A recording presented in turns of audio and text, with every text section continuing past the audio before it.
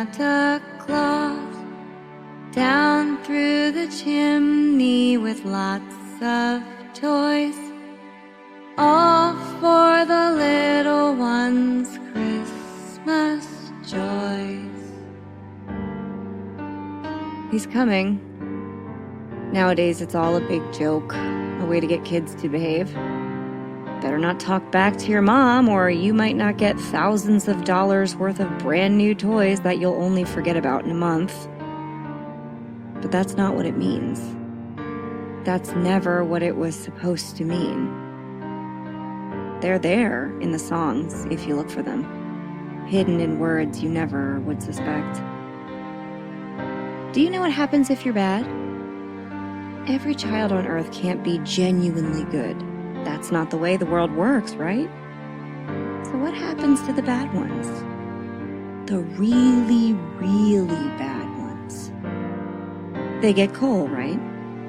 Wrong. Coal in your stocking is merely a warning, a metaphor of what is to come if you don't shape up. The very bad ones, the naughty, you might even say, they disappear. Never heard of that happening? Well, tell me something. If Santa can live in a frozen wasteland, turn out billions of toys per year, and has the ability to visit every single child around the globe who believes in him over the course of one night, all without ever being seen by human eyes, don't you think he can do other things? Like, for instance, make everyone you hold dear forget you were born? You see, Santa Claus always comes to town. He arrives every year like clockwork. Everyone knows that. But what you don't know is that he never comes alone. How do you think one man sees every child at all times? Simple. He doesn't. Wherever there is light, there are shadows. And that is where they wait, silently watching, covered in the inky black remnants of 1,000 fires, watching your every move, existing a breath away. You'll never see them, but they always see you. They are the naughty, and they work for him now. When a child is bad, truly bad, without remorse, they first get a warning, a piece of coal in their stocking in place of their gifts. This is their chance to right their wrongs, to make things better. They have 1 year.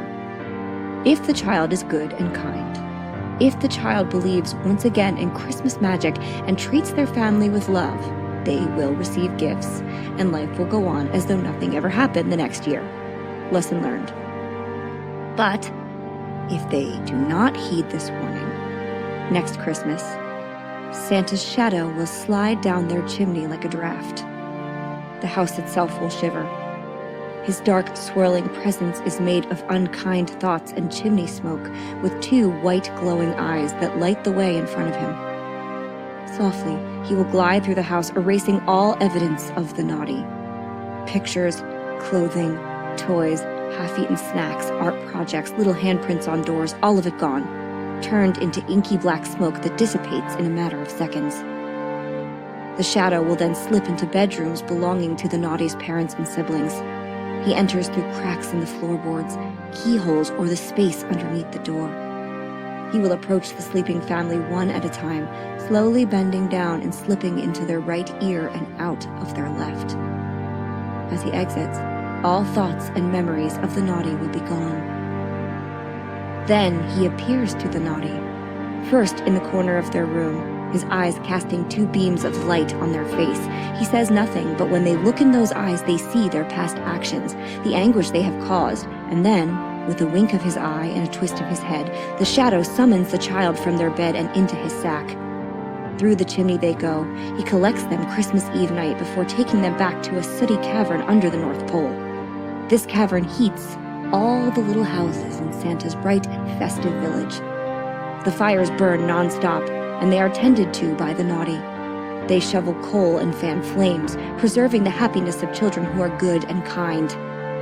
Santa visits the naughty when they arrive, explaining that they have 2 jobs: fan the flames and watch the children. When they are sent out into the world, they hide in the nooks and crannies in houses and schools and watch as other children go about their lives. They report everything they see back to Santa, and if they don't do it well, they go into the furnace. The naughty are always watching from closets and windows, under beds and in abandoned toy chests. They see you when you're sleeping, and they know when you're awake. Because they spend so much time in the fireplace, they are fitted with little iron shoes that clatter if they are not careful. So if you hear them, up on the housetop, click, click, click, you better mind your parents and keep your room clean. Down through the chimney, will it be a shadow or old Saint Nick? I'm Holly. I'm Leslie. And we would be dead.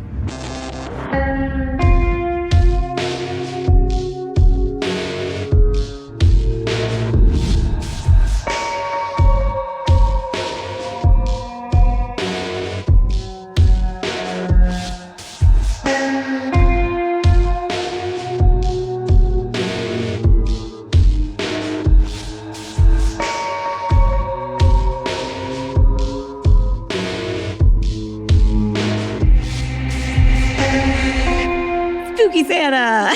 Oh my gosh. I didn't like that at all. None of it is historically accurate. That all came out of my brain. Yeah. Please nobody be like, but. Point of order, that's not right. I don't know why everybody's elves. We're all elves. We have something to say. We aren't naughty. We're nice.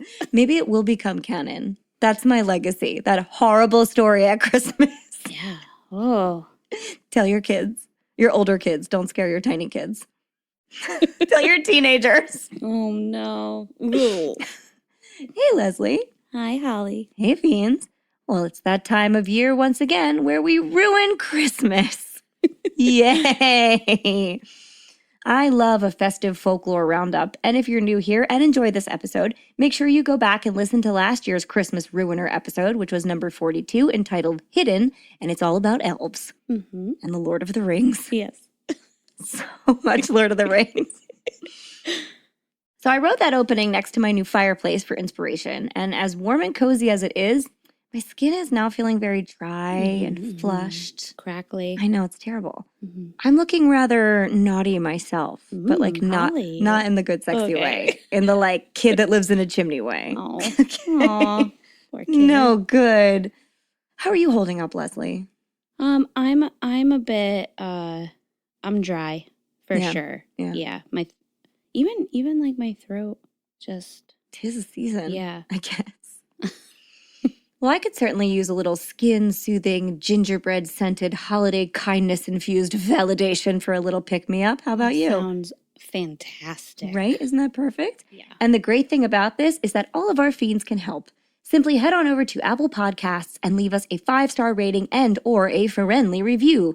It really is the only way to move this podcast forward. I know that opening might have led you to believe that it's horrible to be on any list, but we would love for the podcast to be on some lists. Yeah. That would be nice. Only like the best of variety, though. Thank you very much. And ratings and reviews are the only way to get us there. Or apparently you can make your own list, but I was unaware of this. Oh, yeah. Yeah. So if anybody wants to just make us a list, that would be great. We're fine with that. Though we won't ever do it because we're terrible liars. Yeah. No. Be like, somebody made this list. Huh? Hey, look at this list we're on that we totally didn't make. It was way organic with our listeners. We're number 1. Yeah. There's 100 of them. We would fail. Be like, Leslie, that's your personal Spotify list. Why does it say Holly's Kitchen Spotify or some shit? So, and if you want more We Would Be Dead in your life, you can support us over on Patreon, where for just a few dollars a month, you will get access to our weekly video after show Host Mortem, our patrons-only podcast 30-minute horror movies. Thanksgiving 2 was a good old-fashioned acid trip, and that's coming at you now, so that'll be a good time. There's extra mini-sodes, special interviews, an on-air toast dedicated just to you, and more. And if all of that was too much for you, you can simply share anything on our social media feed to your social media feed, post about your favorite episode, let everyone know when you're listening, tell your friends, tell your neighbors, tell the elves that assist your local mall Santa, if that's still a job. I always thought they got the short end of the candy cane, if you know what I mean. What were their names, Leslie? Oh, several names. Just like two. Two. Okay. Well. What's the first one? Well, I was thinking Toby. Well, what would rhyme with Toby? I think they would rhyme. Toby and Kobe, I guess. Yeah. Yeah. That's their names. Or Shoby. Poor Shoby. Lives with that name, yeah. Also an elf. Yeah, Toby and Shoby. Their lives are hard. Mm-hmm. Perfect. Then you and your friends and Toby and Shoby can become fiends and we could all hang out together. Just saying it is so silly. Oh, and don't forget to tune into our holiday live campfire stories Christmas special extravaganza this Friday. I made it an extravaganza. I feel like it's going to be. I think every Christmas is an extravaganza. Yeah, last year we were pretty extravaganza-ish. We were extravaganteers. Yeah, great. Our friend John will be there. We will tell you some of the darkest tales in Christmas folklore history. There will probably be makeup, and there will definitely be laughs. And patrons will get a special live Zoom green room beforehand. So sign up now so we can see your faces. Mm-hmm. You might see a little bit of ours without makeup on. It's all a crazy event. Yeah, before we throw the validation on. Mm-hmm. You can watch as it happens. Yeah. It's pretty impressive. So yeah, that's going to be super fun. That's this Friday. Also, after this week's episode, we are taking a couple weeks off for the Christmas holiday and get the end of our year in order. Mm-hmm. We will still have stuff coming for you guys. So we still have the live event Friday the 17th. Then we have a special, the next edition of our Christmas Eve Scary Ghost Stories, which will be released on Christmas Eve for you guys. So there's still stuff coming your way, but our main episodes will resume after the new year. On January 4th. January 4th. So there you go. Yeah, we sometimes we get busy. We do. Life happens. You'll still see us. We'll probably still throw in a live somewhere and we'll be hanging out for the holidays. So I think we might be together on New Year's Eve. And if that's the case, you might hear from us. There you go. After New Year's Eve festivities. Yes. So I think that's all I have for today. Leslie, do you have anything to add before we begin? Well, Holly, actually. Yeah? I do. What is it? Okay. Yay! Right. So ready? It's a short little story. Okay? I'm so excited. I didn't know this was happening. You kept a secret. I did. All right. So you remember several weeks ago, it was during the Twilight episode. I think it was a Twilight episode. I mentioned Jerry. Oh man, this is a Jerry update the second. Okay. There's another one? It's not. Yes. Okay. Okay. So I mentioned this woman, Jerry, who I had thought a lot about and then found out that she died. It was like she was like a spin instructor, right? Yes. Okay. Mm-hmm. So it was like I had this like intuition of like missing her and her spin class and then finding out about this. Okay. So my brother will be very excited. I love that Adam now makes an appearance almost every week and it's not planned. So my brother messages me today because yesterday he was home alone. His girlfriend was working, and he was like, you know what? I'm going to watch a movie. I'm just going to watch Interview with a Vampire. I like really wanted to watch it. Okay. So he puts it on, watches it. He's just like, yeah, this is great. Interview with the Vampire. He wakes up this morning, and Anne Rice is dead. Oh, yeah. She has died, right? Oh, yeah. That did happen today. So my brother has been like, seeing this movie on, but then just got the craziest urge of like, this is the perfect timing. I'm going to watch it. And then she died. So he called me because he was like listening to our episode about Jerry. Anne Rice's Jerry. Yeah. And he was listening to that episode today and was like, oh my God, I had a Jerry moment. I love that. And so I decided, because Anne Rice is fantastic and right, of course, very sad that she has passed, I found out a little information about her, so I thought I could talk about her really quickly. That's great. All right, so Anne Rice was born Howard Allen Francis O'Brien. Get out of here. And that was her name. Wow, Anne Rice. She was named for her father. It was said because her mother, Catherine, thought that the unusual name would help a girl get ahead in life. Okay. Rice grew up bashful of her first name, however, and when asked to introduce herself to her teacher on the first day of school, she replied on impulse that she was Anne. Oh, and then Anne forever. Mm-hmm. Okay. The name stuck, and then she made it legal. Her mom, so she was one of 4 daughters, and she was, I think, the second oldest. Okay. And her mom really pushed all of her kids to become like just more than they were, you know, and really pushed like writing on them. And that's one reason why she gave Anne like the boy a big name. Because she was like, oh, because this is, you know, this way you can just write under this name. Oh, like a pseudonym. So she, Yep. Oh, that's very interesting. Mm-hmm. Side note, I have another friend whose born, like given first name is Howard. And this is a male identifying person. And they never went by it because they did not like it. They always went by their middle name. Oh, that's so funny. Poor Howards of the world. I know. And so Anne Rice, she got her bachelor's degree in political science and a master's in creative writing. She married her high school sweetheart, who had the last name Rice. I meant to double check this, so I'm sorry. I think it was like Stan Rice or something. He proposed to her in a letter. Stan and Anne Rice. That's maybe that's why I thought it was. Hold on one second, John. I really want it to be real. Leslie, please let it be Stan and Anne Rice. Rice's husband. Don't you dare cut any of this. Stan Rice. It is. It is. Their names were Stan and Anne Rice. That's insane. He was a poet and painter.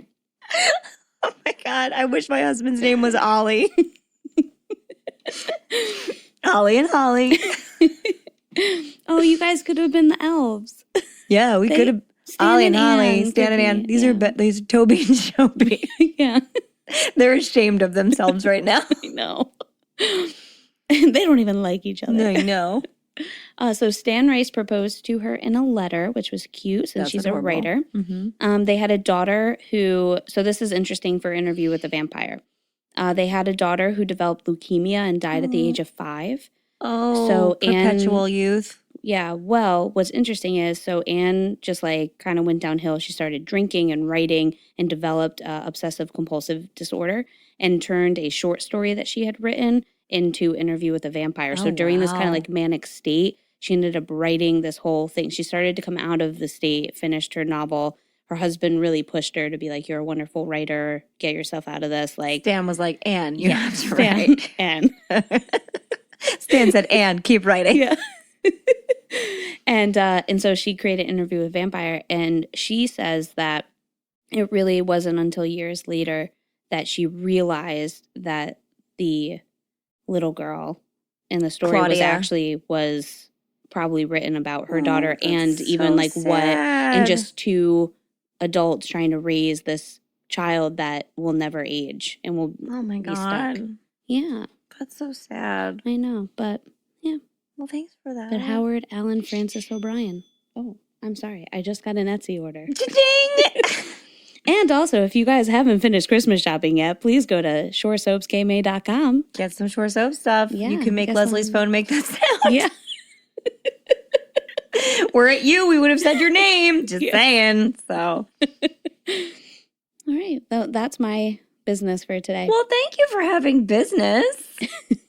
So good. My brother called me. I was like, I now have news to tell Holly. Oh, okay. Then I'm going to say in that vein, if you listeners, fiends out in the world, if you have had a Jerry moment like this where you have like a prophetic moment, send it to us. Mm-hmm. We'll read it. Yeah. Jerry moment of the week. New segment. You heard it here first because I thought of it right now. That's right. Please, I hope people send us this song in my head.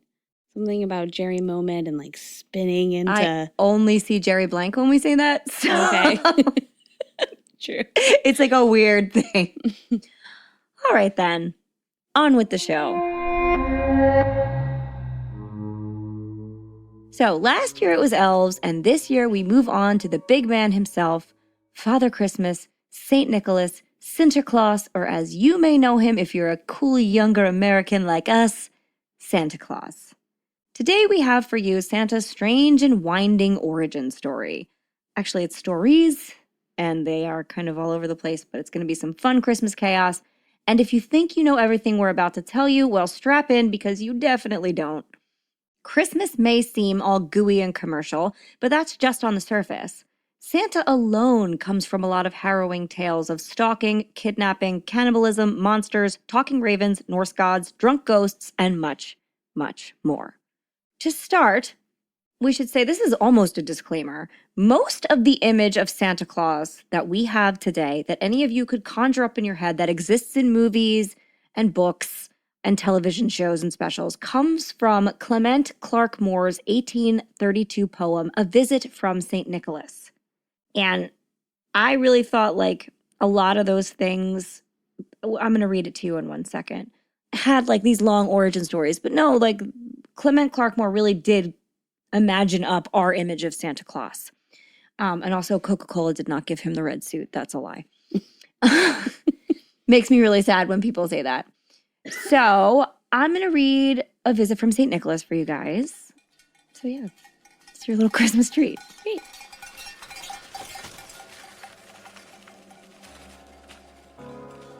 'Twas the night before Christmas when all through the house not a creature was stirring, not even a mouse. The stockings were hung by the chimney with care, in hopes that St. Nicholas soon would be there. The children were nestled all snug in their beds, while visions of sugar plums danced in their heads, and Mamma in her kerchief and I in my cap had just settled our brains for a long winter's nap. When out on the lawn there arose such a clatter, I sprang from my bed to see what was the matter. Away to the window I flew like a flash, tore open the shutters and threw up the sash. The moon on the breast of the new fallen snow gave the luster of midday to objects below, when what to my wondering eye should appear but a miniature sleigh and 8 tiny reindeer, with a little old driver so lively and quick, I knew in a moment it must be Saint Nick. More rapid than eagles his courses they came, and he whistled and shouted and called them by name. Now Dasher, now Dancer, now Prancer and Vixen, on Comet, on Cupid, on Donder and Blitzen, to the top of the porch, to the top of the wall, now dash away, dash away, dash away all, as dry leaves that before the wild hurricane fly, when they meet with an obstacle mount to the sky. So up to the housetop the courses they flew, with a sleigh full of toys, and St. Nicholas too. And then, in a twinkling, I heard on the roof the prancing and pawing of each little hoof. As I drew in my head and was turning around, down the chimney St. Nicholas came with a bound. He was dressed all in fur from his head to his foot, and his clothes were all tarnished with ashes and soot. A bundle of toys he had flung on his back, and he looked like a peddler just opening his pack. His eyes, how they twinkled, his dimples, how merry, his cheeks were like roses, his nose like a cherry. His droll little mouth was drawn up like a bow, and the beard on his chin was as white as the snow. The stump of a pipe he held tight in his teeth, and the smoke, it encircled his head like a wreath. He had a broad face and a round little belly that shook when he laughed like a bowl full of jelly. He was chubby and plump, a right jolly old elf, and I laughed when I saw him in spite of myself. A wink of his eye and a twist of his head soon gave me to know I had nothing to dread. He spoke not a word, but went straight to his work, and filled all the stockings, then turned with a jerk, and laying a finger aside of his nose, and giving a nod, up the chimney he rose. He sprang to his sleigh, to his team gave a whistle, and away they all flew like the down of a thistle. But I heard him exclaim ere he drove out of sight, Happy Christmas to all, and to all a good night. So just in case you didn't know that poem, or you always wanted to hear me read it, Yeah. it's a gift for you. Such a delight. Thanks. But that's the first time Santa really had the specific team of reindeer. That's the first time he appeared in a sleigh. Mm-hmm. The stanzas about being on the housetop obviously gave way to the song I sang in the opening, Up on the Housetop. So, like, this is the anchor of modern Santa. So that's why I wanted to read it, to just kind of give everyone a reminder of, like, this is where he came from. He was also just a miniature guy. The miniature sleigh. Mm-hmm. I don't know what that line was. I think that's because he appeared in the distance. I thought it was because he was an elf, so he was actually like, and the thought was that this is how he actually could fit into a chimney. He was just small, and so were the reindeer were everything was miniature size. That's terrifying. Yeah, tiny Santa. Can you imagine? But not like tiny Santa. Like I would say, just like a small enough to like go in and out of a chimney. That's tiny Santa. Okay. Imagine you're sitting there waiting for Santa. You did it. You waited up. He comes down your chimney. He's like 3 foot tall. But like imagine the rest of it though. Like it's so jolly and cute. Like just this big round ball of joy tumbling down your chimney, and he's just like and then like some smoke, he's just high as is a he kite. like a fucking gremlin? What's happening? No, he's adorable. Okay. He's just a cute little Pomeranian-esque. Don't you bring Santa. Pomeranians into this?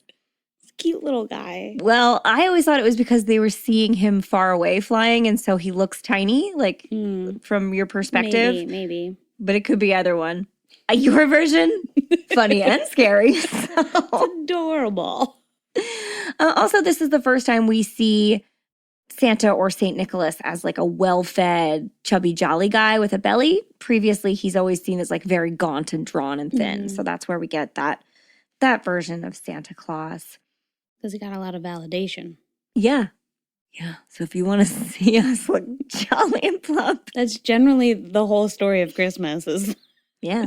Validate us. Yeah. And then we'll laugh and be happy and maybe give you a present. And we'll come down your chimney and be really short and chumpy. I like that this episode has already gone off the rails. I hope you guys are enjoying our like slow Christmas descent into insanity. It's fine. It is fine. So anyway, Santa Claus is actually the amalgamation of 3 historical titans, Norse mega-god Odin, St. Nicholas of Myra, the Christian patron saint of children, and the British good time guy about town, Father Christmas. The only way I can really describe him, he's just like, he was fun. Look at him. So I think of the bunch of these guys, the most well-known would be obviously St. Nicholas. That's what he's referred to in the poem I just read. And his name is synonymous with Santa Claus. You can switch him out. So let's start there and work our way out. St. Nicholas is often seen as in appearance as Santa Claus's scraggly great-grandfather, whom David Sedaris refers to as, quote, painfully thin and wearing a hat that is not unlike a tea cozy. St. Nicholas is also apparently known by the way more fun title, Nicholas the Wonder Worker. Why would you go by anything else? I don't know. Ever. I don't know why we switch these things. The church just was like, no, that's too fun. No. Terrible. And he is actually the Christian patron saint of, yes, children, but more than that, sailors, merchants, archers, repentant thieves. So only thieves that are sorry. Right. Prostitutes, brewers, get some beer, pawnbrokers, unmarried people, and students. So with a resume like that, he damn well better be a lot of fun. Oh, yeah. He's a good time. He is. We're drunk. There's sex workers, also kids, and repentant thieves. Historically speaking, Nicholas was a very real man who started his life as Nicholas of Bari, a Greek bishop in the ancient city of Myra, which is located in modern-day Turkey. Nicholas was born to wealthy Christian parents in the Greek seaport of Patara, which is also currently in Turkey. For those of you keeping track and eagerly waiting to stick it to white Santa stands, this makes St. Nicholas not white at all.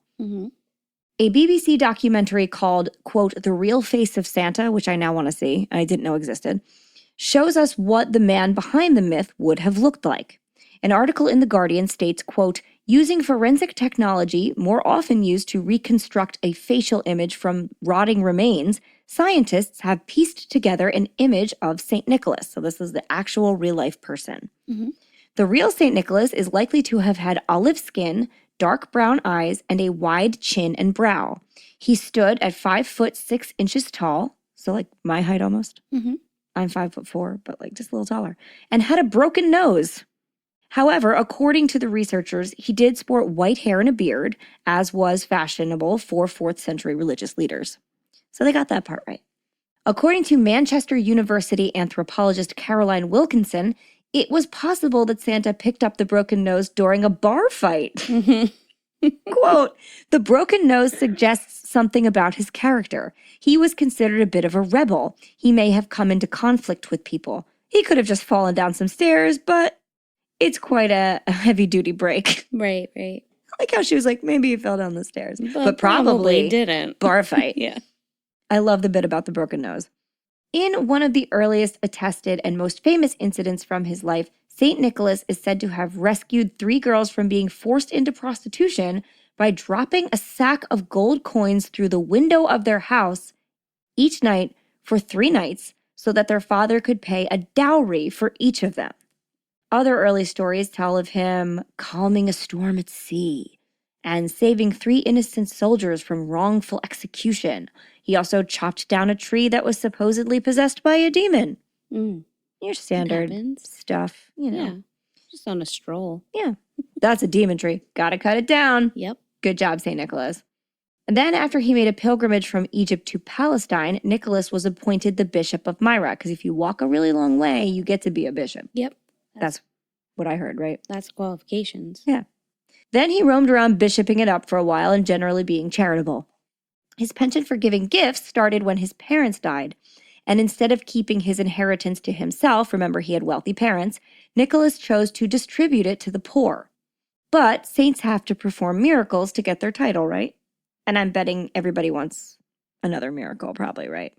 Well, he did some pretty run-of-the-mill saintly stuff, as I mentioned before, and there's a few more thrown in there for good measure. But his most popular and retold miracle is where this whole thing really gets good. And Leslie will elaborate upon this in our live special on the 17th, so if you want to hear more about this story, you really want to listen then. As it goes, St. Nicholas existed in a time of terrible famine. I imagine all biblical times to be those of terrible famine, but nevertheless, this is important. In his village, there was a butcher, and this particular butcher was known to be a terrible, horrible, no good, very bad man. When he happened on hard times, and there was no livestock to be found, the butcher simply began to improvise. He lured 3 small children into his house with sweets, only to turn around and kill them all. He then placed the dead children into a barrel with salt to cure them, planning on selling their bodies as ham. When St. Nicholas happened to stop by his shop, he was actually there because he was looking to gather some food to feed the hungry, as saints do. The butcher told him about this awesome new ham he had. Oh, no. And St. Nicholas saw right through this butcher's evil lies and immediately resurrected the ham babies post-haste. Oh, no. Yeah. Then they went back home and probably were never the same again. I'm assuming they were pretty salty. Holly, show yourself out. Okay. Because of this charming tale, St. Nicholas is frequently shown standing next to a barrel, which probably makes you want to throw out all of your rustic festive Christmas barrels, doesn't it? Anyway. Not us. We'd be like, these have children in them. I love these ham baby barrels. I forgot when we talked about this last year because we did briefly tell some of the Santa Claus stories on our last Christmas special. Mm-hmm. We talked about ham babies for 25 minutes. I don't even remember, but I'm ready to do it now. I'm glad you remembered. We loved ham babies last year. I love them now. They're still great. Yeah. So yeah, anyway, St. Nicholas has been through enough during his life, clearly. So in his gift-giving immortal form, he only deals with good children. He does not deal with the naughty. Right. Just because a child is bad doesn't mean they're ignored. No. St. Nicholas just gets to outsource them to his pal, the Krampus. Or there are a few other, dastardly pals he has, but we love the Krampus. Because St. Nicholas is a saint, he clearly won't do anything threatening. So it's cool that he comes part and parcel with a badass monster. Mm-hmm. The Krampus is just one of a few Christmas demons said to travel with St. Nicholas, but the rest of them are kind of nondescript little hellions who some folklorists believe then evolved into elves.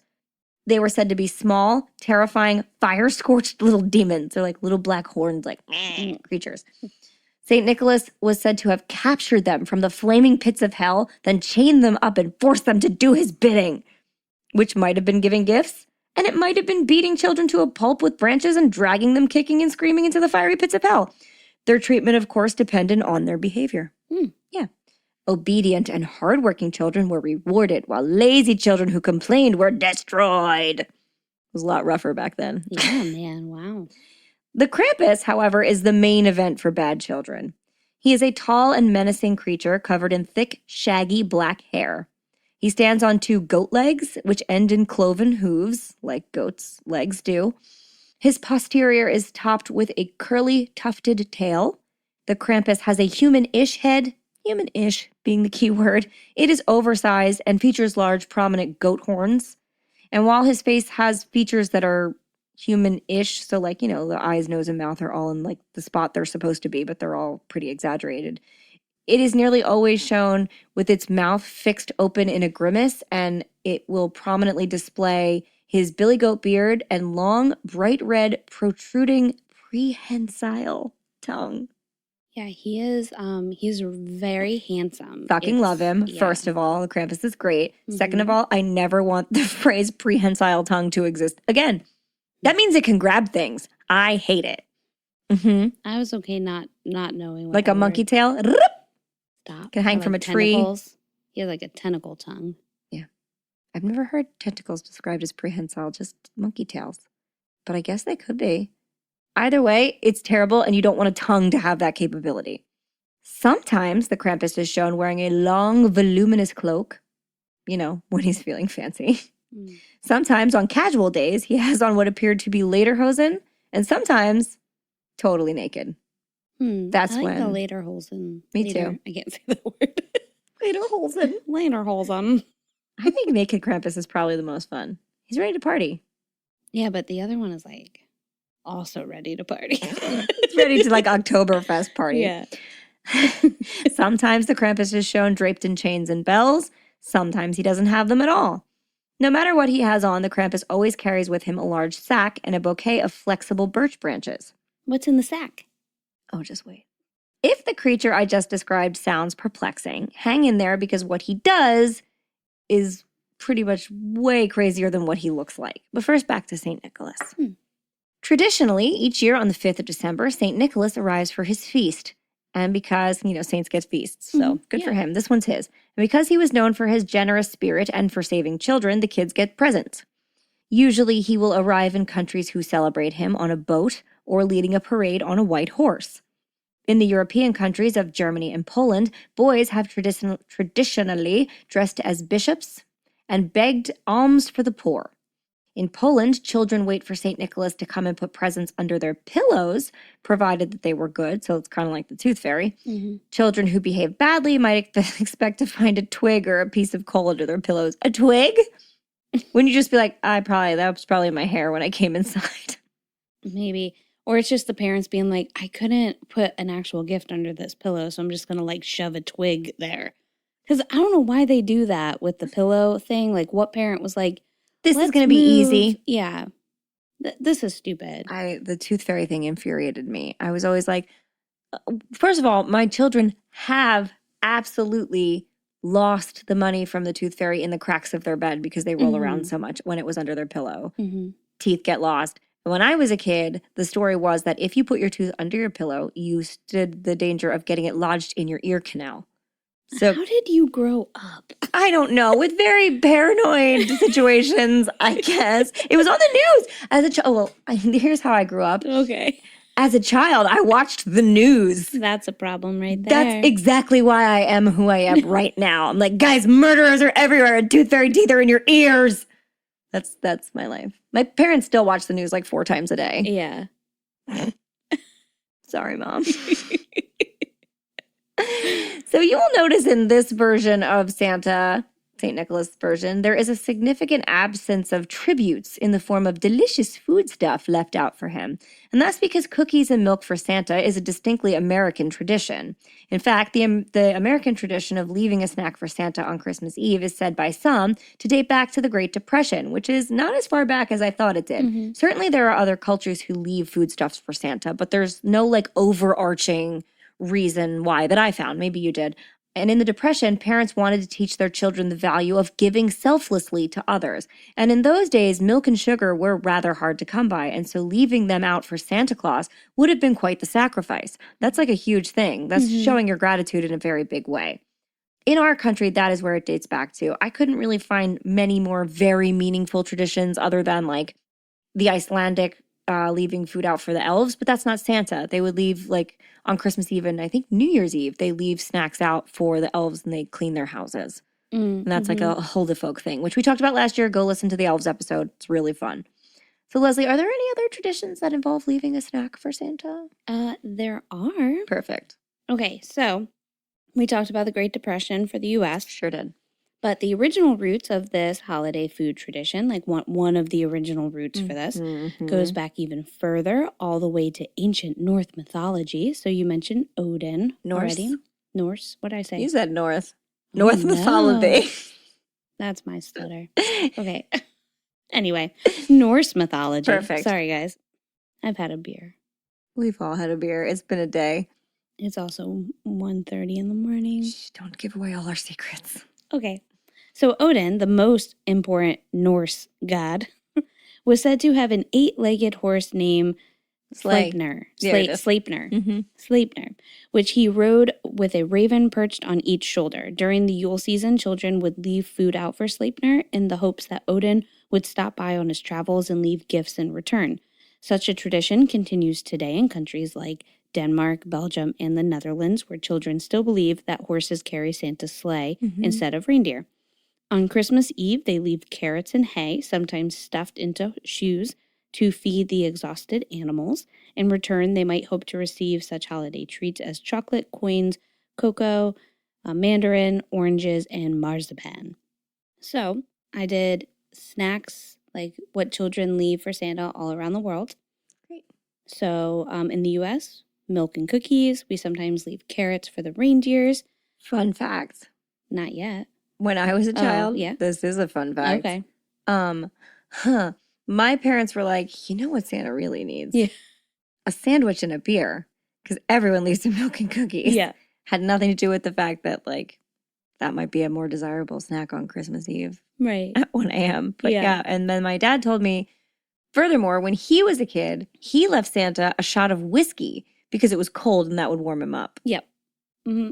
So I left Santa a sandwich and a beer. Yes. Continue. I like it. We changed it up once in a while, probably whatever like my grandfather or my parents wanted. Mm-hmm. Americans will also leave pizza or celery too. Celery! Yeah. Well, probably for the reindeer. Santa, if Yeah. you're like dieting and you need some celery. You lose more calories than you gain when you eat a celery. They're looking pretty jolly. Continue. In Australia, they leave cookies and a cold glass of beer.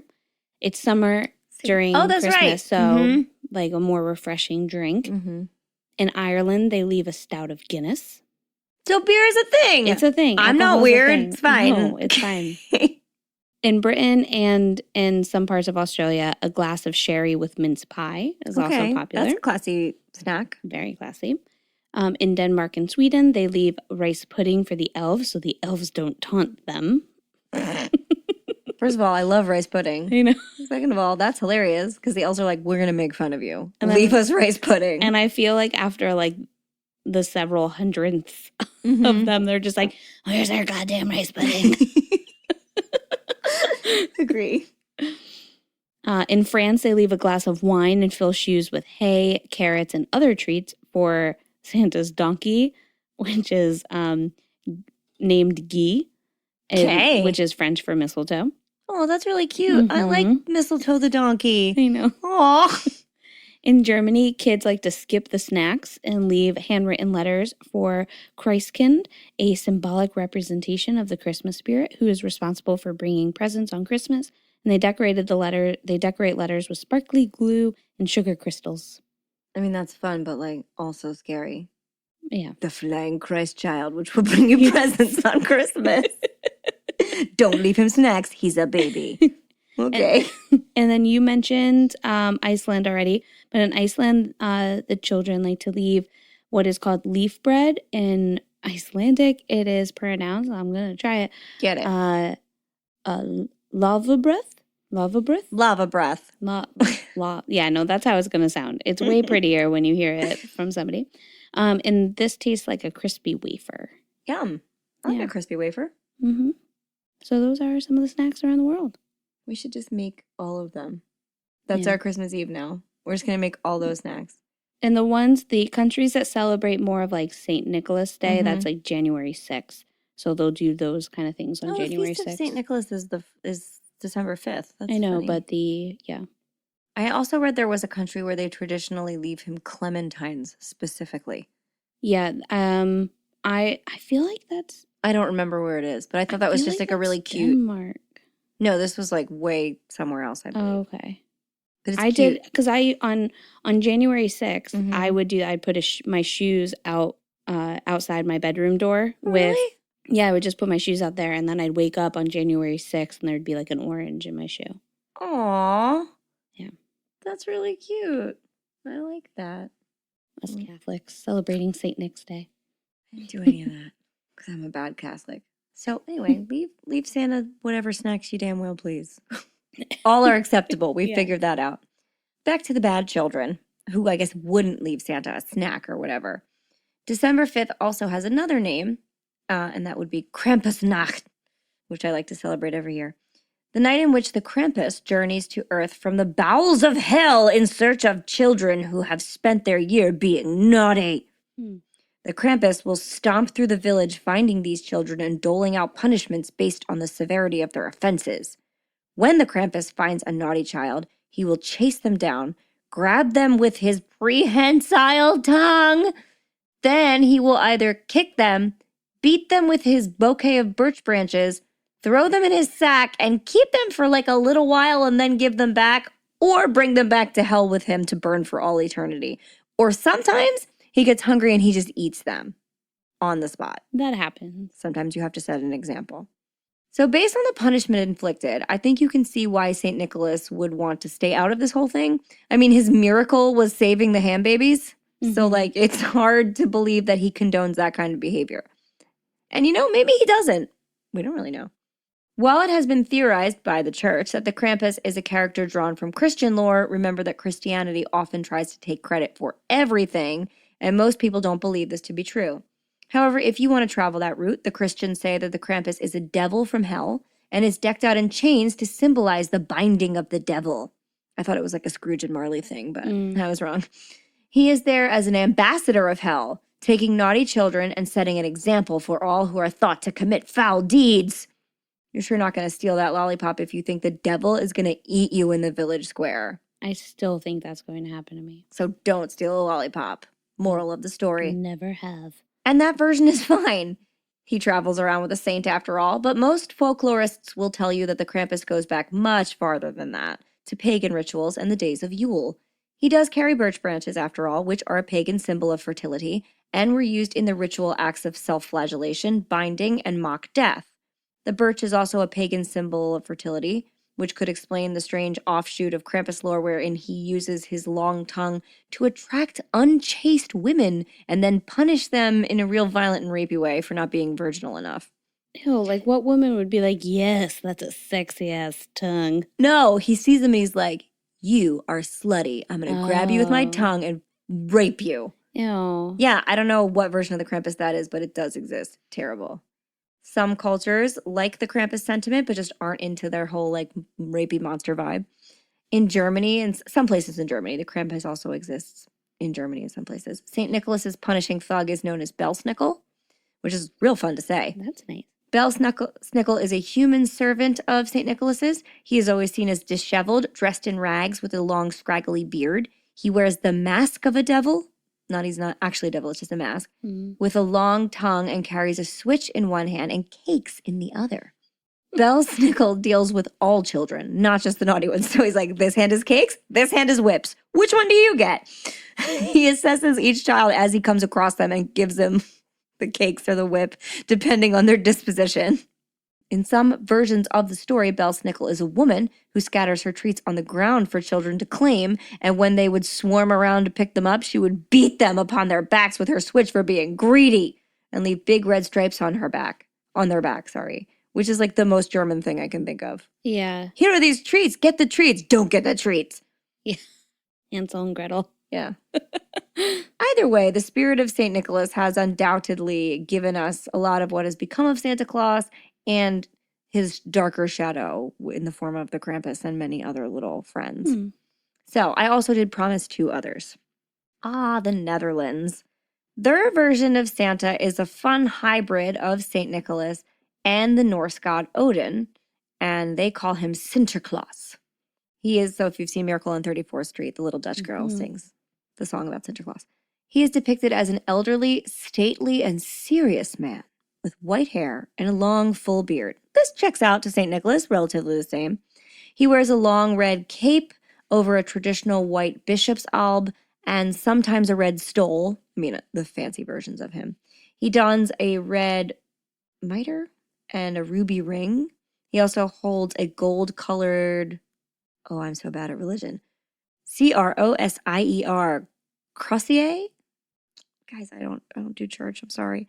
Which is a long ceremonial shepherd's staff with a fancy curled top. Yeah, and I should know that. You're good. He traditionally rides a white horse, Sinterklaas does. And like you said, like sometimes they would have Sinterklaas or Santa Claus, whatever, being pulled, his sleigh being pulled by a horse. Sometimes he just straight up rides a horse. In fact, a lot of times he does. Mm-hmm. Sinterklaas carries a big red book, which he records whether each child has been naughty or nice in the past year. So that's where Santa Claus gets his book from, this version of him. Dutch children will put out a shoe filled with hay and a carrot, like you said, for St. Nicholas's horse. On St. Nicholas Day, gifts are tagged with personal humorous rhymes written by the sender, which is really cute. In some countries, children leave their shoes in the foyer or on the front porch on St. Nicholas Eve in hope that St. Nicholas will put some coins on their soles or candy inside them. And if the children are naughty, they get the Krampus. Mm-hmm. But where did Sinterklaas get some of his rather odd defining characteristics? Well, before Christianity, Scandinavian people celebrated a 12-day winter holiday called Yule, which involved hanging evergreen wreaths, singing songs, decorating pine trees, hanging mistletoe, and burning a log in the fireplace, which is suspiciously a lot more like our Christmas than the super religious Christian one. Yeah. But I digress. Some say these traditions were adopted to help Christians convert pagans, so they would take their traditions so they felt more comfortable and then they could get them. But I suspect they were really just more fun, so we kept them. Didn't we really start that in like the Victorian era? No, I think some of that goes before them because it was like, this is what books say, that they were trying to be like, oh, look, we do the same thing. You can be comfortable and we will convert you. Okay. I don't know how much they were trying to do that in the Victorian era. I think that goes back a little farther. Scandinavian folklore relies heavily on Norse mythology, and they have a god, as you said, named Odin, Thor's dad. How did you not mention that part? He dresses in a red cloak and a fur-lined hat. Very Santa-ish. He's prone to giving gifts, spying, and judgment of behavior. So it's real judgy, but it'll also give you a present. Right. Odin also had a crew of industrious elves known as, quote, Odin's men, who made small gifts for Odin to deliver. This didn't exactly happen in the North Pole, but very, very close. Many parts of Scandinavia are situated above the Arctic Circle, which makes them North Pole adjacent, kind of North Pole-ish, if you will. Odin himself was said to live in a frozen world to the north called Asgard, where he often clashed with icy giants and hung out with Thor. I'll mention Thor every chance I can. Similarly to our Santa and his reindeer, Odin flies across the sky on an 8-legged horse named Sleipnir. In most stories, Odin sat on the back of the horse, but in many other Norse myths, common animals with the uncommon ability to fly would pull sleighs or chariots for the gods and goddesses. Mm-hmm. Even the names of Santa's reindeer, as given by Clement Moore, as I read in the poem earlier, evoke images of Odin. Donner and Blitzen are similar to the Germanic words for thunder and lightning, both of which were commanded by Odin and Thor. So how did we get reindeer out of a single horse? Well, I mean, the nearest I can gather is that the number 8 corresponds to the number of legs on Sleipnir, Odin's horse, and they're both kind of 4-legged prancy animals. But other than that, the link isn't enormously strong. The first reference to Santa's sleigh being pulled by a reindeer appears in Old Santa Claus with Much Delight, which sounds like there is a language barrier, but I don't think there was, an 1821 illustrated children's poem published in New York. The names of the author and the illustrator were, I guess, not immediately released, but the poem was published by a man named William B. Gilley as a small paperback book entitled The Children's Friend, a New Year's present to the little ones from 5 to 12, because people were so good at naming things back then. Right. Later, Gilley would write that he knew about reindeer living in Arctic lands from his mother, who was from that area. And a year later, Clement Clark Moore would anonymously publish his poem, A Visit from St. Nicholas, otherwise known as The Night Before Christmas, co-opting the idea and popularizing it as a part of Christmas lore. In the 1823 poem, A Visit from St. Nicholas, they give the name of the 8 modern reindeer, Dasher, Dancer, Prancer, Vixen, Comet, Cupid, Donder, originally written but then commuted to Donner and Blitzen. But L. Frank Baum, who is best known for writing The Wonderful Wizard of Oz and its sequels, also wrote a story called The Life and Adventures of Santa Claus in 1902, and it includes a list of 10 reindeer, none of which match the names of the versions found in A Visit from St. Nicholas. L. Frank Baum's reindeers, Flossie and Glossy, are Santa's principal reindeers. Okay. Yeah. And Santa then collects 8 more named in rhyming pairs, Racer and Pacer and Fearless and Peerless, Ready and Steady and Feckless and Speckless. Oh my God. Not good. Not great, L. Frank Baum. You didn't do great. We're going to keep the other ones. When The Life and Adventures of Santa Claus was eventually adapted into a television special in 1985, which I now really want to see, the producers replaced these 10 weirdo reindeer with the 8 reindeer that are more compatible with the ones we know today. So they weren't like Flossie and Glossy and Feckless and Racer. They weren't like principal reindeer. No. These are my main men. You are the supporting reindeer. These are my principal reindeer. No, they didn't do that. They gave us the normal ones. But other than that, though, I don't really know why reindeer became Santa's transportation of choice. Leslie, can you shed a little light on the virtues of reindeer, maybe? Why do they deserve Santa? Or do they? Maybe they're assholes and deserve to be burgers. I don't know. Sure. So, you told me to talk about reindeer, so Yes, ma'am. I'm just giving you some fun facts about reindeer. Perfect. Okay? I want to know all about reindeer. Cool. Flossie and Glossy, if you please. Sure. Okay. Yeah.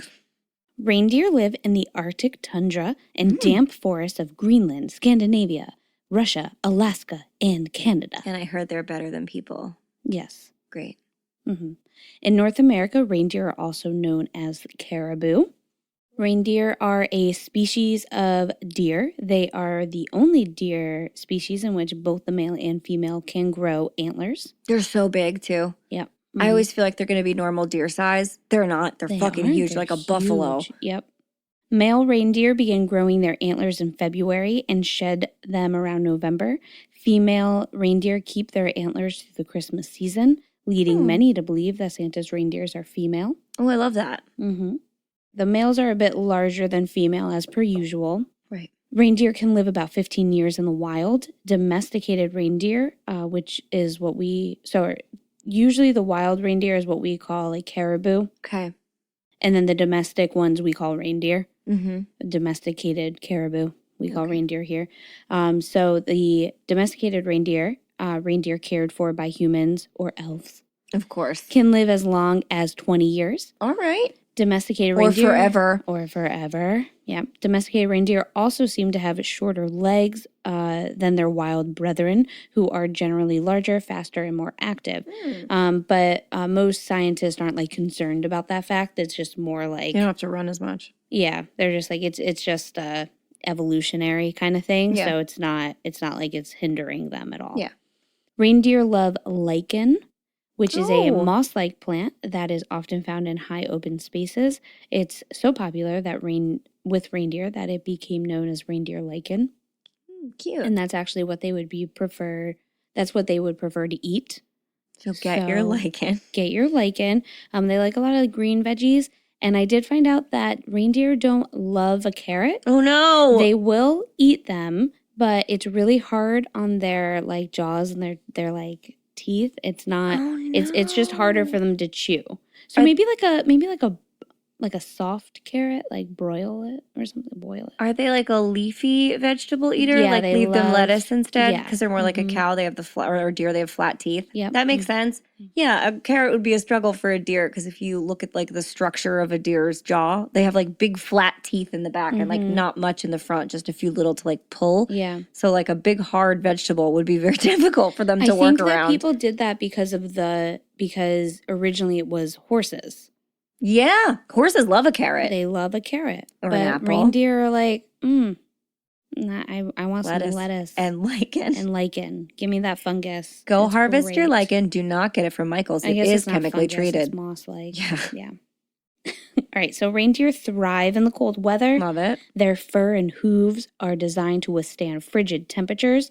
The hooves are also designed to cut into ice and snow, gaining better traction. Perfect. Perfect for when they need to run and get some speed Fly. and then get up there in the air. And also, the fact that they thrive in cold weather makes it great when they're like up high and, it gets colder up there. Yeah. Their noses do, in fact, turn red. What? Yeah, very cute. That's the cutest fact. Reindeer have a dense amount of blood capillaries in their nasal cavities, about 25% more than humans do. So, like our noses get like a little red Or when very it gets cold. red. Yeah. Mm-hmm. So when the weather turns particularly cold, blood flow to the nose increases, causing it to redden and keep the nose warm while it roots down in the snow looking for food. That's so cute. I know. It is believed reindeer were domesticated by native peoples at least 2,000 years ago in northern Eurasia. Reindeer were used in the same way we used horses to transport people and supplies. There's even a good deal of evidence that humans used to milk reindeer. Gross. You don't really hear that now, though. No. To this day, there are still some who rely on reindeer domestication. Native peoples in Serbia and Canada, where they are called caribou, use reindeer for clothing, work, food, and to even pull sleds. Reindeer are thought to be more powerful than an average horse and can run up to 40 miles an hour, even with an attached sled. Wow. I did read That's somewhere. fast. It is really fast. Yeah, that's how they get to all the houses. Yeah, obviously. Yeah. I did read somewhere that only males are trained to pull sleds, but then I couldn't find that fact anywhere else. So I think we're still okay to think that... Misogynistic reindeer facts. Get out of here, people. Right. So I think we're still okay to think that females are the ones running the show. Perfect. All right. So other facts as to why we can believe that females are the ones that are running Santa's sleigh.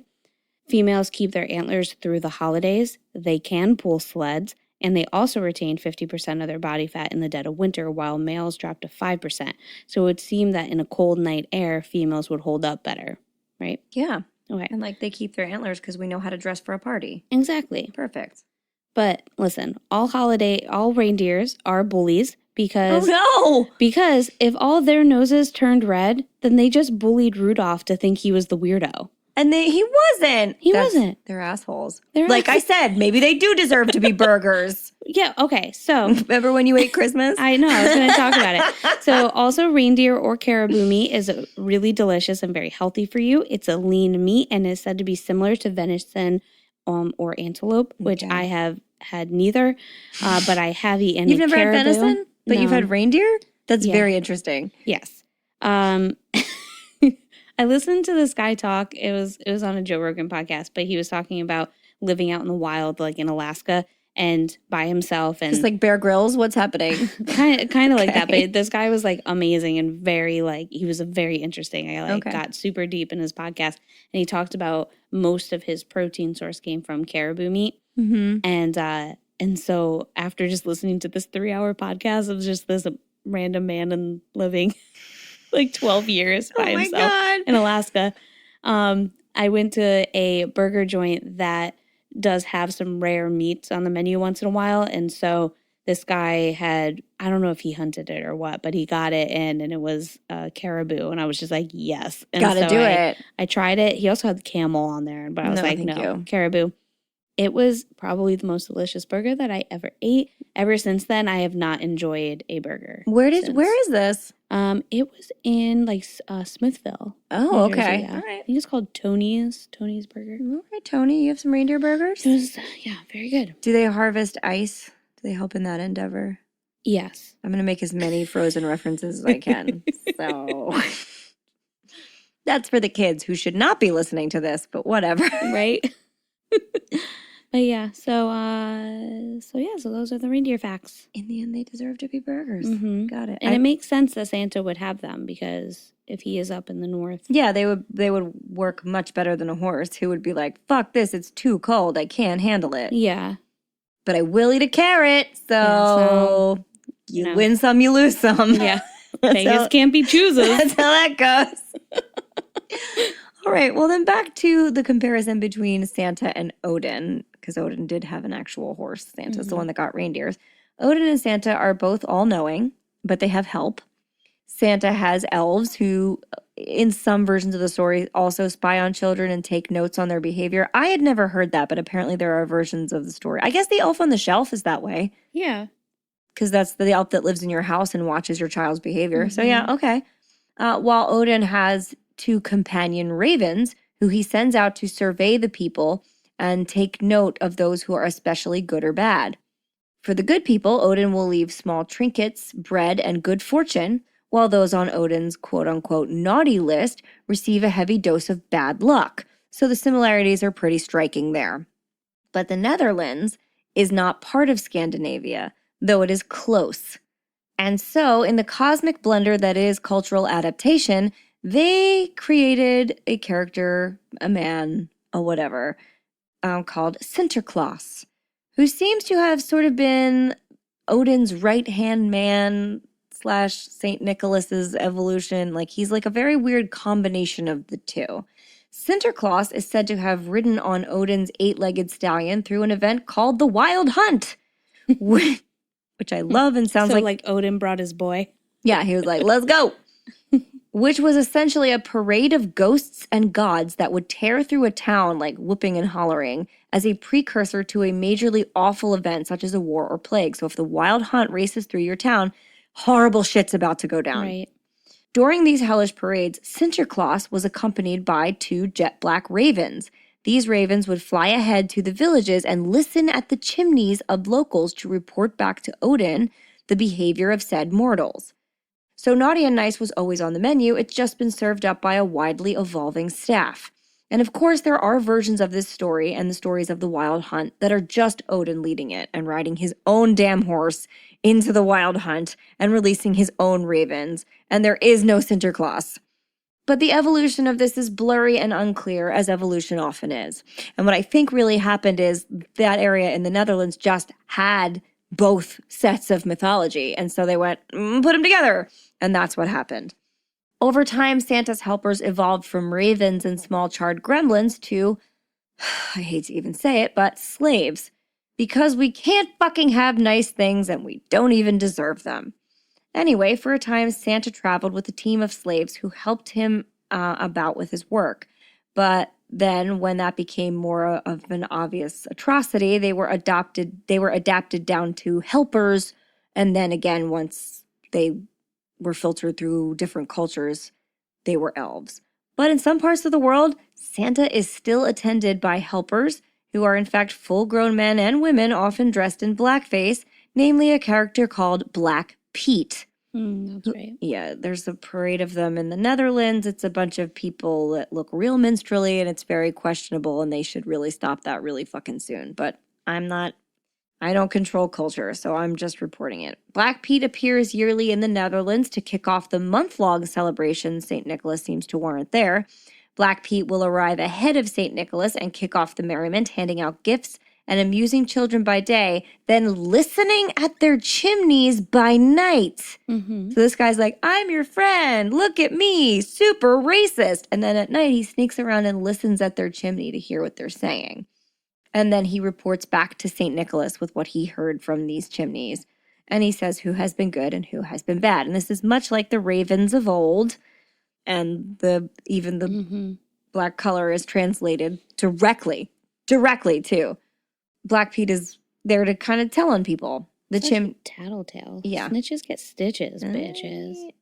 You just added a third one, bitches. I did. Wow, good for you. The chimney listening thing, though, is a lot more terrifying when it's like a grown-ass man. Somehow when it's just birds, because birds fly around and land on shit. When they're landing on stuff and they listen and they fly away, like, whatever. When it's like a man sitting up by your chimney, like, what is happening? Yeah. That is way worse. Yeah. Ugh. Yeah. I can see him, like, moving around like the Grinch, you know? Like those Except for he has this legs horrible grinning face and he's in blackface. It is a nightmare. Back in the Netherlands, St. Nicholas also arrives on a boat in early December, and then he has a parade wherein he rides on a white horse and has the people of the village like fuck up bad kids and watches the Krampus rain chaos on the villages, and then maybe hands out a little candy and a few toys. It's all pretty perplexing, and I don't condone or celebrate any of these things. I simply report it. The Netherlands is a confusing place. Mm-hmm. But wait, there's more. Oh. Mm-hmm. Finally, in our like trio of Christmas, I don't know, fabulosity, we have the British precursor to Santa Claus, Father Christmas. Father Christmas was the inspiration for a lot of the Christmas carols we currently enjoy. He's in a lot of stories. He's very visible. and he was the subject of a lot of traditional, historic, folkloric plays. These were called like mummer plays or mummers, which I guess is the evolution of the word mummer, which are unsettling in my opinion, but whatever. For sure. They also have a lot of history in blackface, but they don't want to talk about it. Anyway, they did these Father Christmas plays back in a time when Christmas was actually illegal in England, which we kind of forget about. So Leslie, why don't you give us a little break before we get into all the Father Christmas stuff, and let's talk about some Christmas songs. Oh, it's time. It is time. I told you this episode is chaos. We're just Christmasing all over the place. So Holly, Yes. let's talk about some fun original pop music Christmas songs. Please. You got to sing a little, so I did. I'm gonna get to sing. Wouldn't be an episode if you didn't sing. Especially for Christmas. I know. All right, so I picked out 3 songs since this is a Santa-centric episode. And there was like a big 3 I did. You didn't even know that. Good job. There we go. I decided to pick the songs that involve Santa. Perfect. Right? I'm going to sing a couple lines, and then I want you to tell me who you think sang it or the name of the song, whatever. Oh man, we're what gonna if see. I don't get any of it? You might not. I might not. You might at least get one. All right. The other ones will be funny. Okay. All right. All right. First one. Hey sis, it's Christmas. You can cross me off your wish list. Call Santa Claus and the missus. We're gonna have the best Christmas that ever existed. Oh no. That's somebody white rapping about Santa, 100%. No, I'm someone white rapping about Oh, yeah, you are. That's fine. Hey sis, it's Christmas. Is it an Olsen twin? No. Oh no. It's very new too. It's new? It's That's new-ish. new? It's newish. There's a rap that happens like in the middle. That's just the beginning. And tell me what it is. RuPaul, hey sis, it's Christmas. Oh, I like that more. So can you imagine? Hey sis, it's Christmas. Yeah. You can cross me off your wish list. Now I can. Before I Yeah. thought it was the Olsen twins. Like, hey sis. All right. You better watch out. You better not cry. You better not pout. I'm telling you why. Santa Claus is coming to town. Santa Claus is coming to town. I really like Santa Claus is coming to town. that was a perfect Springsteen. Thank you. Clarence, maybe you get saxophone for Christmas or whatever he says in Yeah. the middle. Oh no. Good New Jersey Thank representation. Very good. All right. And then my favorite. Gotta get the finger in the ear for Oh this man, one. Leslie took out one of her ear headphones just to fake a monitor for this. Santa, can you hear me? I have been so good this year, and all I want is one thing. Tell me my true love is here. He's all I want, just for me. Underneath my Christmas tree, I'll be waiting here. Santa, that's my only wish this year. Okay, I know this song and I could have sung it with you. Yeah, I chose to let you keep it as a solo. thank you. You're welcome. I don't fully know. Is it Britney? It's Yeah. gotta be Britney. Mhm. Okay, good. Britney Spears, my only wish this year. Well, she got her wish this I year. hope this letter reaches you. Who knows in verse time. 2? Get out of here. Oh, Okay. Well, with those very traditional Christmas carols. yes. So traditional. Let's talk about Father Christmas.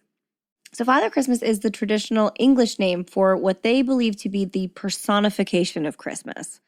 And he is shown we're going to get to this in a minute, but he looks like the ghost of Christmas present in A Christmas Carol.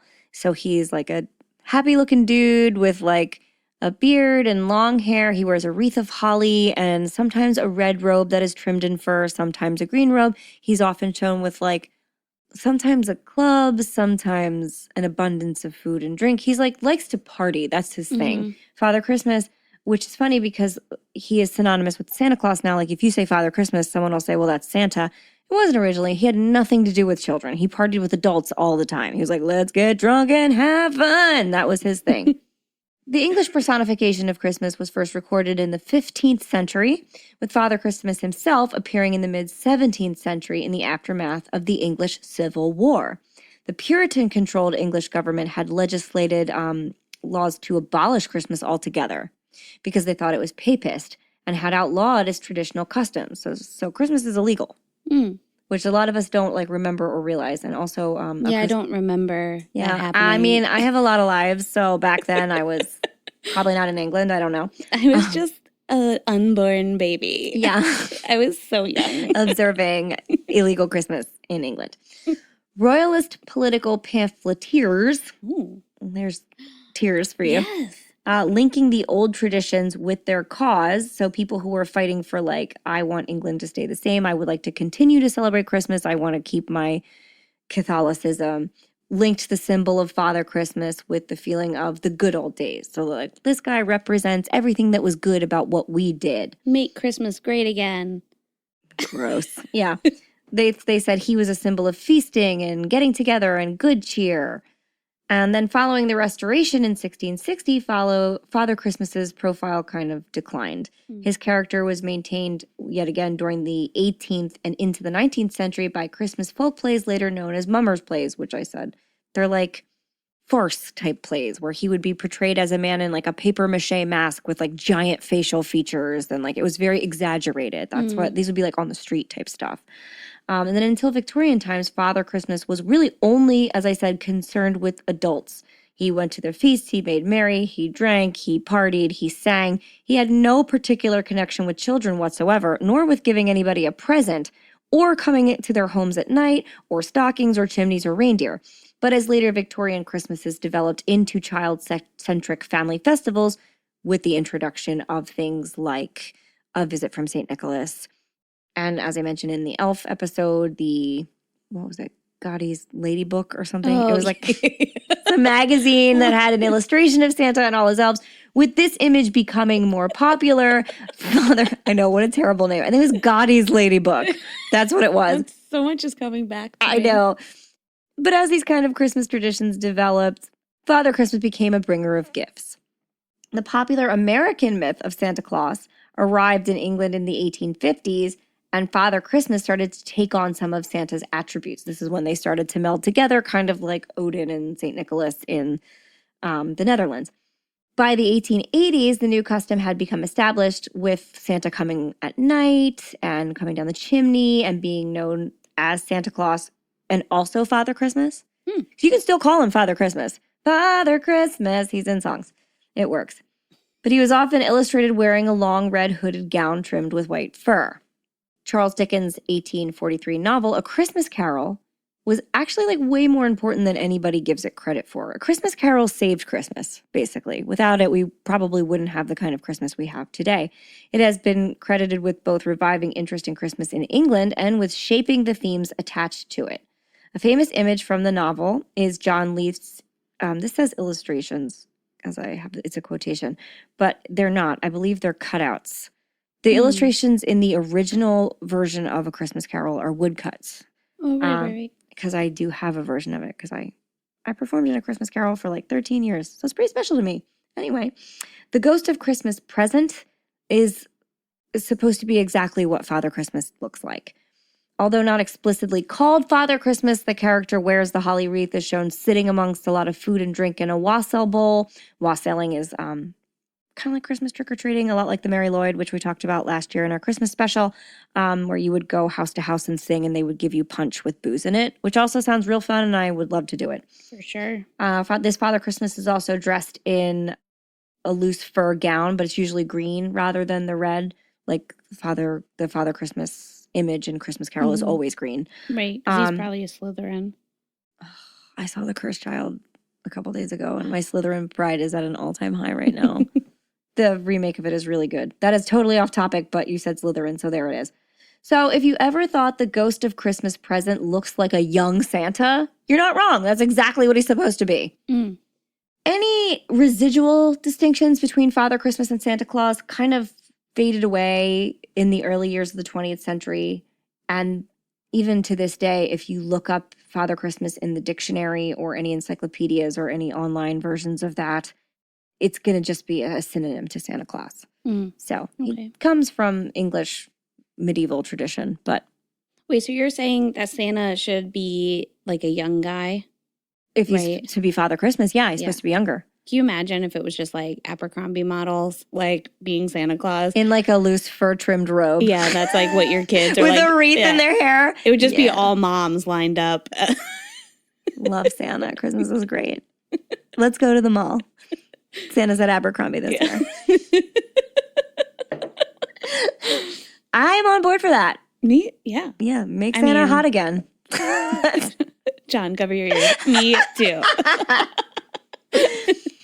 In that vein, American Santa, well, not the hot Santa vein. This is what I wrote. We went on a tangent. American Santa has evolved into a sort of jack of all trades. He keeps track of the world's children. He annotates who's been good or bad, does that himself, doesn't have an assistant. Poor American Santa. Oh, man. He then brings gifts to the good little boys and girls and coal to the baddies. But why coal? Well, I wish I had more of an exciting explanation for this one, but unfortunately, it's decidedly simple. Coal was commonly burned in hearths and fireplaces to heat homes. Santa Claus, Sinterklaas, his controversial assistant Black Pete, and sometimes the Krampus himself are said to enter homes by coming down the chimney.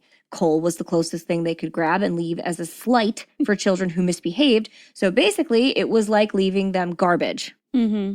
So the modern equivalent would be like water bottles or like coffee grounds or, you know, whatever else is in your trash. It's not nice, and it sends a pretty direct message when you think about it that way. So they're really just being petty. There's no like meaningful thing behind coal. Right. And lastly, as a little extra, last year I did a What the Friday, which I haven't done in a while, and I plan to bring back in the new year. I did one on chimney lore, and I thought this would be a fun place to share it with you all. So, specifically, our current Santa came to life courtesy of Washington Irving in his 1809 book, Knickerbocker's History of New York. So this is before A Visit from St. Nicholas.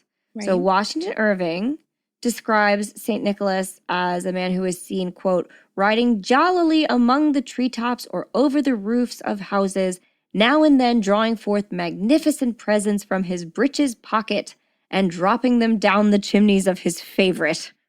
So this version of St. Nicholas was like, well, I only like these 10 people, so I'm going to pull a present out of my pants and throw it down their chimney. Fun. That's more like Abercrombie Santa. Yeah. So there you go. He's like, these are my model friends. I like these people the most because they're the prettiest. I'm going to throw presents down their chimney. The rest of you are all Hollister to me. Oh, no. But Washington Irving didn't get the idea to have Santa drop gifts down chimneys out of nowhere. The concept that magical creatures come into homes through their chimneys actually goes all the way back to the 1400s, where there was a widespread belief and fear, actually, that witches could pass through solid objects to enter your house. So people were very scared that if someone, like there was a witch, they could just go through your wall and get into your house. According to Jeffrey Burton Russell, who is the author of Witchcraft in the Middle Ages. So in Witchcraft and wizardry, Holly. Don't get me back to Harry Potter. In 1486, Heinrich Kramer and Jacob Sprenger wrote something called Malleus Maleficarum, which, God, we still are in Harry Potter land, which is considered to be one of the most thorough books on witchcraft to help, to help ease this fear and anxiety that like magical creatures could get through their wall. So basically in this book, they said, well, witches can only get through your house through the chimney or window. So don't be afraid of them coming in your wall. You're like, but my chimney and window. But I still have those things. So why am I less afraid? I don't know. Since then, the chimney has become synonymous with European folklore as a link between the earthly world and the supernatural. So you can get into the supernatural world right through your chimney. Oh, and you have two of them now. I only have one chimney. I have two fireplaces. Okay. In case you wanted to come in my chimney. So it wasn't wholly original either when Clement Moore had St. Nicholas drop down the chimney in his famous poem. So while it may seem like a clever and festive idea to don the coat and hat and slide down that brick tunnel of death to the delight and amazement of your friends, I beg of you, don't. Remember that you are actually not Santa or a mythical being. I know, you're very jolly and almost always full of cookies, but you are not the real Santa, and chimneys are hot, smoky death traps. Not convinced? Let's see what we can do about that. So here are my 3 What the Fridays from my chimney lore episode. 1, I bet you're thinking, what about chimney sweeps? They were always all up in chimneys and they seemed fine. I've seen Mary Poppins several times and Bert never died once. Yeah. Well, first of all, If a Victorian chimney sweep were to be seen in the company of a small child, it probably wouldn't have been on a jolly holiday. You see, while chimney sweeps wore the caps and carried the brush, it was their assistants who did most of the dangerous work. And who were their assistants, you ask? Well, the sweeps found that small, nimble, desperate for work, poverty-stricken children are really best when it comes to shimmying down a chimney. They probably thought it was so fun. If they made it out.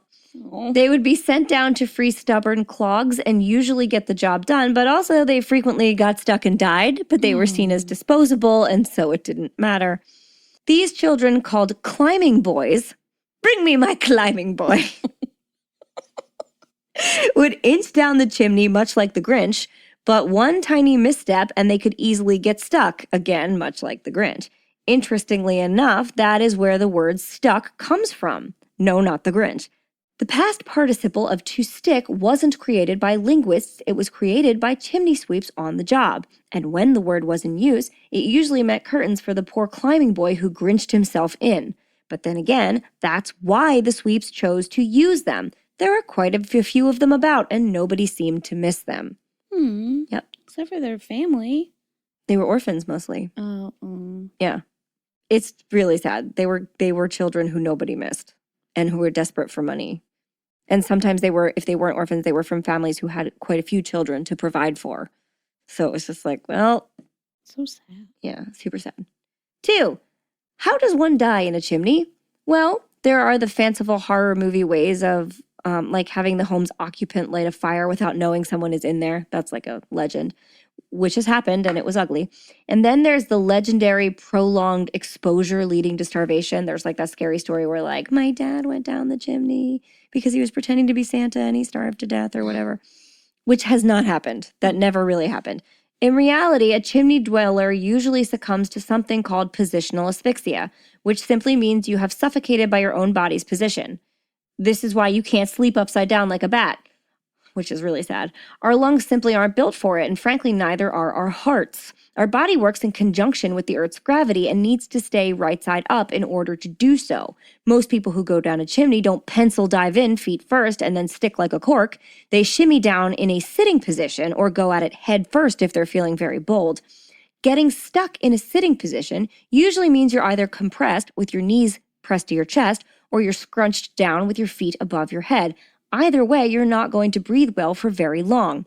It's a pretty agonizing process and one that I don't have time to fully explain today, but I'm sure we'll make our way back to it as there is a case that involves it. So, has anyone actually dressed up as Santa and died in a chimney? I believe this is number 3. The short answer, no. Phoebe Cates lied to you in Gremlins. No Santas have been reported dead in chimneys, but plenty of other people have, and not just sad Victorian children. More than once, a person has tried to rob an empty home by sneaking through the chimney only to get themselves wedged in and ended up as that thing the homeowners smelled when they got back from vacation. Worst. Yep. Still others tried, failed, and came out alive, though probably not super proud of themselves. As recently as a couple years ago, a California woman was caught trying to enter her ex-boyfriend's home through the chimney. Apparently, she was not as flexible as she thought, and she quickly got stuck and began screaming for help. When her ex discovered what was going on, he called the police. Rescue workers first tried to coat her with liquid soap and slip her out. Just drench her in butter. Yep, which is the dumbest idea. As hilarious as that is, it didn't work, obviously, and so they had to bring in the jackhammer and remove her manually. Eventually, she was extracted, looking quite tarred and feathered. I've seen pictures. It's as funny as you think it is. So please leave the chimneys to Santa and child ghosts as God intended. Oh my God. And that is all of the Santa origins that I have for you today. Oh man, Holly, I have one more. Bring it. Okay. I'm excited. So, during the elves, I talked a lot about Lord of the Rings. Yes! You did it! I'm so proud of you right now. Please go listen to the elf episode. It's so fun. So, for those that did listen to the elf episode, you will already have somewhat of a background knowledge to this, so it'll make it easier. So much. Aule, the Vala, is the 4th most powerful of the Valar. Oh, man. Of whom there are 15. Okay. So this is Lord of the Rings mythology, Tolkien's mythology, right? Mm-hmm. And the Valar are the elves. Got it. Right. Okay. So Aule is one of the 15 and is the fourth most powerful. Got it. Aule is known as a great craftsman. Oh. He created all substances of Arda, which is where they live, as well as the dwarves and the vessels of the sun and the moon. He loves what he does and all he creates, but he doesn't concern himself with possessions or mastery. So he's just like good at what he does. He doesn't care about becoming like the best at it. He makes stuff. But he is the best at it. Yeah. And that's like what's so cool about him. Way to go, Lord of the Rings, Santa. Therefore, for him, the dwarves that he has created, he does not command either. Okay. So they are just free-flowing. He's just happy to make them. The other dwarf origin story is decidedly grosser than that. Continue. And remember, the elves, their like god is Iluvatar. Oh, yeah. He said that name like Delilah. Iluvatar. We had to bring his name in. Thank God. Name. All right. So the North Pole is thought to be the Undying Lands in the series. Yeah. So the reason we can't find it in the Arctic is because it doesn't actually exist within our plane. Oh. Instead, the North Pole is the Undying Lands and can only be reached from our world by way of the straight road. Oh. In order for Aule to visit Earth, he would have to take the form of a human. This is Gandalf the Great, right? I was hoping it came back to Gandalf. Yeah. He kind of looks like Santa. Right. Well, so Gandalf isn't Santa or anything like that, but that is his human form when he like ventures to Middle Earth. So we would think this would be the same thing. So Aule would have to become a human of some sort, and he might take the form of maybe Saint Nick or Santa Claus. Oh, cool. Right? That would be his disguise. His reason for coming here would be that he wanted to share his creation of gold with those who needed it. So that's he charitable, made all this stuff, like and Saint Nick. Yeah, and he's just like, I don't need it all. I was just really excited. You guys can use some. Here you go. He's sweet. And some of the dwarves choose to study under Aule, so he would have had like a happy little team of beings helping him craft up things and giving out some goodies. Good job. So that is the closest I can get. You did it. To a possible Santa in the Lord of the Rings lore. You did find it. You made it happen. I'm very proud of you. Andrew Jarima will be very excited. Oh, tell us about the Lord of the Rings Santa. All right. And if I left any Santa lore out and you have questions or you want to add or anything, please shoot us a message. Find us on social media. I would love to talk about ridiculous Santa lore forever. It's really fun. And there is more out there, believe me. This is a way longer episode on Santa than I ever anticipated. So you'll have to find it elsewhere. So toast. Okay. To Santa. To Santa. Cheers, Santa Claus. Which really, that's all we got this week. I think it was just Santa, right? I think it was probably just Santa. And to all the good little girls and boys. Yes, the good little girls and boys, not the naughty. Not the naughty ones. So I really hope the naughty become like a thing. I want my story to become mythological canon really badly. It's like they operate the bowels of the North Pole. I like it. Ugh, so scary. I like it a lot. It made me really happy to write it. That's a window into me who watched the news as a child.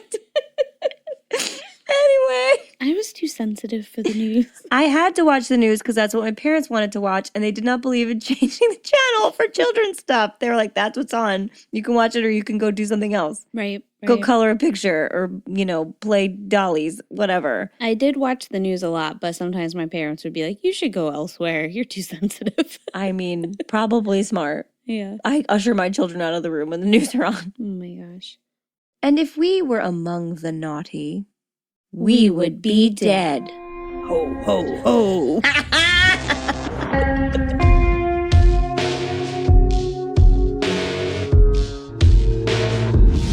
Thank you for listening to the We Would Be Dead podcast. Hit subscribe now to never miss an episode.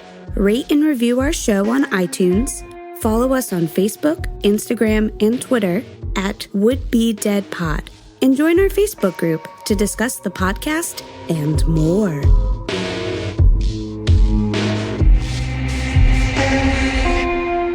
I think Naked Krampus is probably the most fun. He's ready to party. Ho, ho, ho!